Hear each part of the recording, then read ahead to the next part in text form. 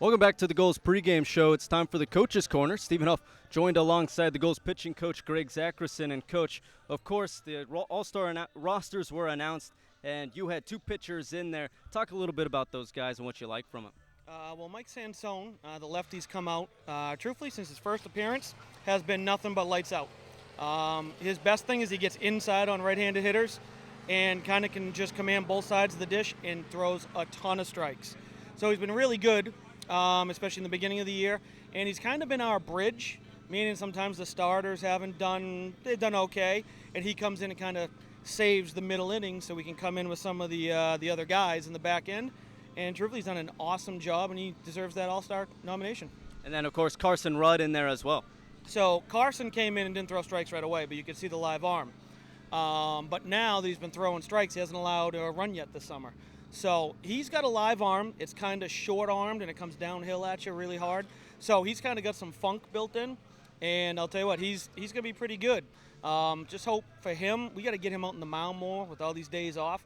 Now it's been going on. He hasn't built up enough innings to give us more, but he's got a good arm. All-Star game on Sunday. Now, you mentioned there a couple days off for the Gulls. Of course, rain out yesterday. We got a game suspended on Monday, so Gulls haven't played a full 9 innings since North Adams. How's that going to affect the team tonight and your pitching staff? Well, tonight it actually helps. So tonight it helps because now we'll have everybody available. The only thing is once we get by, let's just call it tomorrow and into let's just say Thursday, Friday, what's going to happen is all hands on deck. So really it helps us tonight because we got everybody. But in the future, the way the tail end of this week and the beginning of next week is going to go, I got absolutely no idea. Because what's going to happen is everybody's going to pitch. We just had a position player throw a bullpen.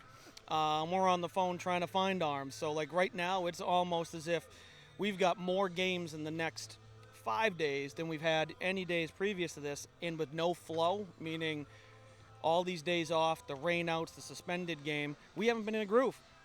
Some guys that they haven't thrown in more than a week.